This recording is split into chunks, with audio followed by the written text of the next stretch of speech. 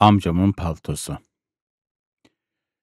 2006 yılı kasım ayında amcamla eski yıllarla ilgili bir sohbet sırasında konu 1950'li yıllarda Kastamonu'da Gölöğretmen Okulu'nda okurkenki anılarına geldi ve orada bir palto hikâyesi anlattı. Ben de bunu bir yazı haline getirdim ve 18 Kasım 2006'da Milliyet Blog'da yayınladım. Amcamın paltosu. Dün akşam amcamla 50'li yılları konuşuyorduk. Benim henüz doğmadığım, onun öğretmen okulunda öğrenci olduğu yılları. 50'li yılların başlarında ilkokuldan sonra sınava girmiş ve Kastamonu Göl Öğretmen Okulu'nu kazanmış. Göl Öğretmen Okulu bir zamanlar köy enstitüsüymüş. Köy enstitüleri kapatıldıktan sonra öğretmen okulu olarak hizmet vermiş. Göl Öğretmen Okulu, Kastamonu'ya 10 kilometre, İnebolu'ya 80 kilometre uzaklıkta Gölköy yakınlarındaymış. Ulaşım olanaklarının kısıtlı olduğu zamanlarda yolculuk İnebolu-Kastamonu arasındaki 90 kilometre yolu 6 saatte alan burunlu otobüsle yapılırmış. Ben de otobüsü anımsıyorum. Maydalağın otobüsü derlerdi. O okul günlerini ve yolculuklarını anlattı. Bazen o yolu 3,5-4 saatte gittiğimizde mektuplarımızda yazardık. Uçarak geldik diye.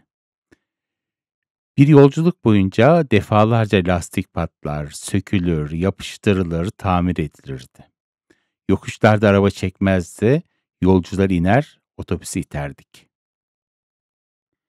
Benim 4-5 yaşlarında olduğum zamanlarda amcam okullarını bitirmiş, o yol üzerindeki kürede ortaokulda öğretmenlik yapıyordu.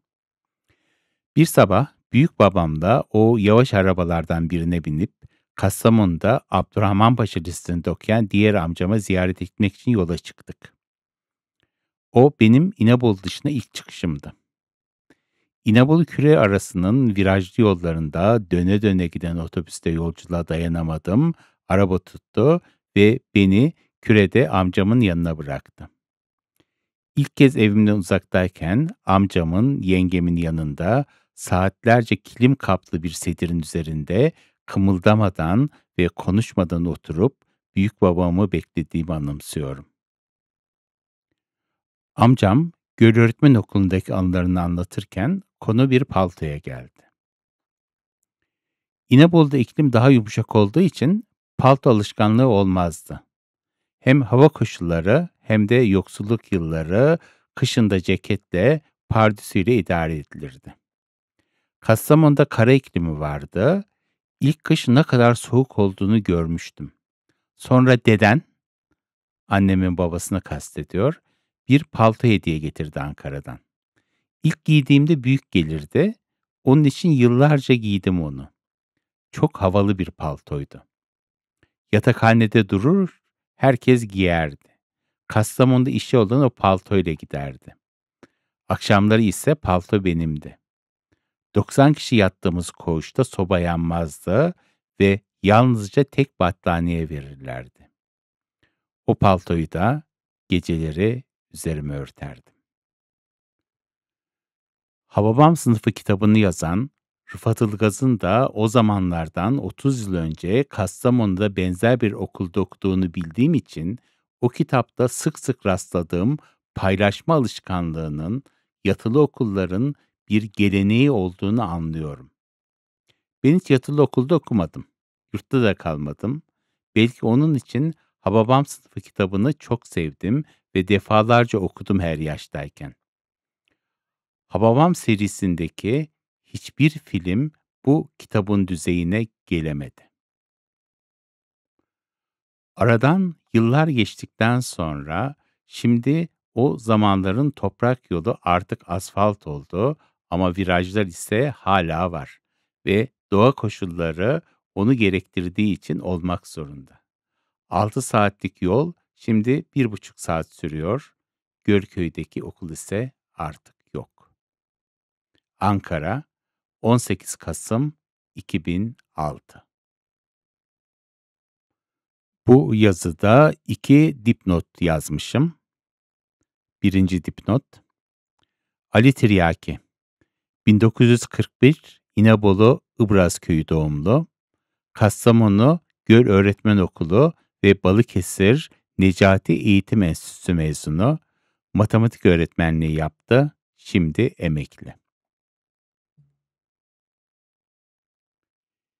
İkinci dipnot: Göl mezunları web sayfasındaki bilgilere göre okul 1 Nisan 1938 tarihinde eğitmen kursu olarak açılmış, 2 devre eğitmen yetiştiren kurs 1 Kasım 1939 tarihinde Köy Öğretmen Okulu, 17 Nisan 1940 tarihinde kabul edilen 3803 sayılı yasayla Köy Enstitüsü olmuş. Köy Enstitüsü olarak kuruluşundan 1952-1953 öğretim yılına kadar öğrenim süresi ilkokula dayalı 5 yıl olarak devam etmiş. Bu tarihten itibaren eğitim süresi 6 yıla çıkarılmış. 27 Ocak 1954 tarihinde kabul edilen 6234 sayılı yasa gereği Kastamonu Göl İlköğretmen Okulu olarak değiştirilmiş. 1975-1976 öğretim yılında okulun adı Göl Öğretmen Lisesi olarak belirlenmiştir. 1989-1990 öğrenim yılından itibaren okulun adı Göl Anadolu Öğretmen Lisesi olarak değiştirilmiştir. 2000-2001 öğretim yılında Kastamonu il merkezine 12 kilometre uzaklıkta bulunan Gölköy'den Kastamonu'da Kuzeykent'e taşınmış. Bu yazıda söz ettiklerimin birçoğu artık ne yazık ki aramızda değil. Büyükbabamı 1989 yılında, alamcamı 2009 yılında, yengemi de 2015 yılında kaybettik. Onları sevgiyle, saygıyla anıyorum. Merhabalar, bugün sizlerle bayağı bir geriye gidiyoruz 1950'ler Türkiye'sine. Elimizde Aydın Tiryaki'nin kaleminden, amcası Ali Tiryaki'nin Kastamonu Göl Öğretmen Okulu'ndaki yatılı öğrencilik günlerine dair anılarını anlattığı Amcamın Paltosu diye çok sıcak, çok samimi bir blog yazısı var. Buradaki niyetimiz aslında o dönemin şartlarına biraz daha yakından bakmak, özellikle de bir zamanlar köy enstitüsü olan o okulun duvarları arasında neler yaşanmış onu anlamak.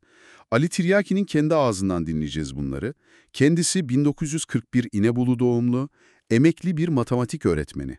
Onun gözünden yolculuklar nasıldı, okul hayatı ve tabii o meşhur paylaşma kültürü.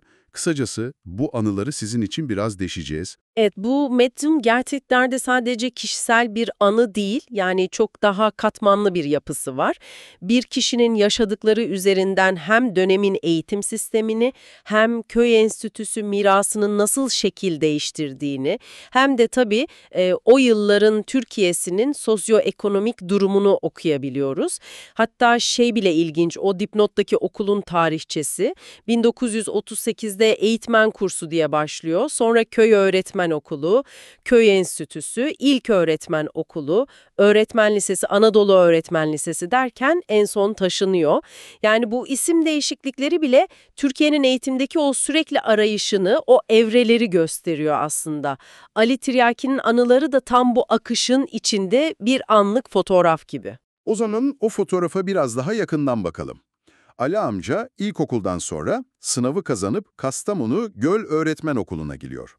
Okul, Kastamonu merkeze bir 10 kilometre kadar, memleketi İnebolu'ya ise aşağı yukarı 80 kilometre uzakta, Gölköy diye bir yerde. Yıl 1950'ler tabii. Bugün bize hani çok uzak gelmeyen mesafeler ama o zamanlar ulaşım yani apayrı bir serüvenmiş. Düşünün İnebolu-Kastamonu arası o 90 kilometrelik yolu o zamanların meşhur burunlu otobüsleriyle, yazar Maydalak'ın otobüsü diyor hatta, tam 6 saatte gidiyorlarmış. 6 saat 90 kilometre için. İnanılmaz. Aynen öyle. Hatta Ali amcanın kendi ağzından şu sözler var, durumu çok net anlatıyor aslında. Bazen o yolu 3,5-4 saatte gittiğimizde mektuplarımızda yazardık, uçarak geldik diye. Bir yolculuk boyunca defalarca lastik patlar, sökülür, yapıştırılır, tamir edilirdi. Yokuşlarda araba çekmezdi, yolcular iner otobüsü iterdik. Yani şu uçarak geldik lafındaki ironiyi ve aslında çekilen çileyi düşününce Kesinlikle. Bu alıntıdaki her bir detay dönemin koşullarını göz önüne seriyor. Sadece ulaşımın zorluğu değil ki bu. Yolların durumu, araçların hali, teknolojinin o zamanki seviyesi ve belki de en vurucusu insanların bu akıl almaz zorluklara karşı geliştirdiği o dayanışma, o sabır. Yani yolcuların inip otobüsü itmesi.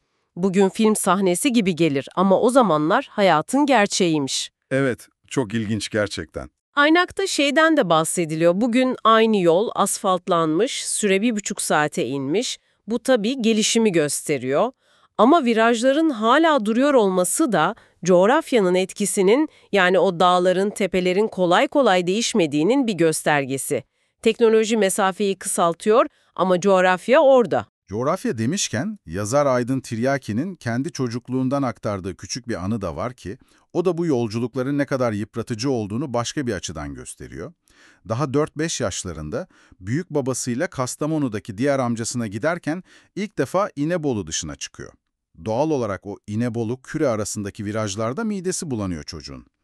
Ne yapsınlar? Onu Küre'de öğretmen olan Ali amcasının yanına bırakıp devam ediyorlar. Yazar diyor ki, hayatımda ilk kez evimden uzakta, amcanın evinde, bir sedirde, üzerinde kilim örtülü, saatlerce kımıldamadan oturup büyük babamın dönmesini bekledim. Yani bir çocuğun yaşadığı bu tek seferlik zorluk bile o yolculukların meşakkatini anlatıyorsa, her tatilde o yolu giden Ali amca ve arkadaşlarının durumunu varın siz düşünün. Çok doğru. Çocuklar için özellikle ne kadar zor olduğu aşikar. Peki, yolculukları bir kenara bırakıp okulun içine girelim artık. Yatakhanelere, koğuşlara ve tabii o meşhur palto hikayesine. Ali amca anlatıyor, İnebolu deniz kenarı olduğu için iklim daha yumuşak tabii Kastamonu'ya göre. O yüzden pek palto giyme adetleri yokmuş. Tabii bunda iklim kadar yazarın da dediği gibi yoksulluk yıllarının etkisi de büyük. Yani kışı ceketle, hadi bilemedim bir pardösüyle atlatıyorlarmış. Ama Kastamonu öyle değil, bildiğimiz kara iklimi, sert. Ali amca okula başladığı ilk kış bu havayla tanışınca bayağı bir zorlanmış, çok üşüdüğünü anlatıyor. Tabii İnebolu'nun nemli havasından sonra Kastamonu'nun kuru ayazı fark etmiştir. Hem de nasıl? İşte tam bu sırada hiç beklenmedik bir yerden bir hediye geliyor. Ali amcanın anne tarafından dedesi Ankara'dan ona bir palto getirmiş. Palto ilk başta biraz büyükmüş ama bu sayede uzun yıllar giyebilmiş. Hem de amcasının deyişiyle çok havalı bir paltoymuş. Buraya kadar aslında sıradan bir hediye hikayesi gibi duruyor, değil mi? Ama paltonun okulda gördüğü muamele hikayeyi çok farklı bir yere taşıyor. Evet, asıl ilginç kısım orası sanırım. Aynen. Ali amcanın kendi sözleriyle dinleyelim. Yatakhanede durur, herkes giyerdi. Kastamonu'da işi olan o paltoyla giderdi. Akşamları ise o palto benimdi. 90 kişi yattığımız koğuşta soba yanmazdı ve yalnızca tek battaniye verirlerdi. O paltoyu da geceleri üzerime örterdim. Yani şu birkaç cümle aslında bütün bir dönemi, bir kurumun ruhunu özetliyor sanki. Palto değil de adeta bir demirbaş gibi. Gibi çok fazla katman var aslında. Birincisi tabii ki o dönemin ekonomik sıkıntıları, yoksulluk, yani bir paltonun ne kadar değerli bir şey olduğunu anlıyoruz. İkincisi ve bence daha önemlisi yatılı okulların, özellikle de köy enstitüsü kökenli okulların o komünal yaşam biçimi, o dayanışma ruhu. Yani palto kişisel bir eşya olmaktan çıkıp ihtiyaç anında bütün koğuşun ortak malı haline geliyor. Bu müthiş bir şey. Sadece zorunluluktan mı peki yoksa bir bilinçli tercih mi? İşte o ilginç bir soru. Belki ikisi birden. Yani hem mecburiyet var hem de o kurumların ruhunda olan bir paylaşımcı anlayışın yansıması olabilir. Yazarın Rıfat Ilgaz ve Hababam sınıfı benzetmesi de boşuna değil. Rıfat Ilgaz da biliyorsunuz Ali amcadan yıllar önce yine Kastamonu'da benzer bir okuldaydı. Demek ki bu o okulların kültüründe, DNA'sında olan bir şeydi. Evet, o paralellik çok çarpıcı. Bir de şu detay var ki, Üzerinde durmamak olmaz. 90 kişi yattığımız koğuşta soba yanmazdı ve yalnızca tek battaniye verirlerdi. Bu cümle o zamanki yatılı okul şartlarının fiziksel zorluğunu, yani o çetin koşulları çok net gösteriyor. Isıtılmayan 90 kişilik bir koğuş, tek battaniye. İnanılır gibi değil bugünden bakınca. Aynen. İşte tam bu noktada o palto, gündüz belki dediği gibi havalı bir giysiydi, belki bir statüydü ama geceleyin hayati bir işlev kazanıyor. Soğuktan koruyan ikinci bir battaniye, bir sığınak oluyor adeta. Bu da bize hani ihtiyaç ve lüks kavramlarının ne kadar göreceli olduğunu gösteriyor. En basit eşyalar bile koşullara göre nasıl bambaşka bir anlam kazanabiliyor. O palto kişisel mülkiyetin çok ötesinde kolektif bir hayatta kalma aracına dönüşmüş resmen. Bu palto hikayesi kişisel mülkiyet algısının nasıl esneyebildiğini de gösteriyor sanki, değil mi? Yani benim palto gündüz herkesin oluyor, akşam tekrar benim. Bu durum o koğuştaki sosyal ilişkiler hakkında ne anlatıyor olabilir? Çok güzel bir nokta. Bireyselliğin sınırları nerede bitiyor, kolektif kimlik nerede başlıyor? Belki de bugünkü anlamda bildiğimiz bireysellik o kadar ön planda değildi. Grubun ihtiyacı, bireyin arzusunun önüne geçiyordu belki de. Tabii bir yandan da bu paylaşımın getirdiği bir tür sosyal denetim de olabilir. Herkes birbirinin durumunu biliyor, kaynaklar kısıtlı, israftan, bencillikten kaçınmayı sağlayan bir düzen belki de. Ama diğer taraftan da bunun yarattığı bir aidiyet duygusu, bir biz bilinci var. Zorluklar karşısında yalnız değilsin, bir bütünün parçasısın hissi.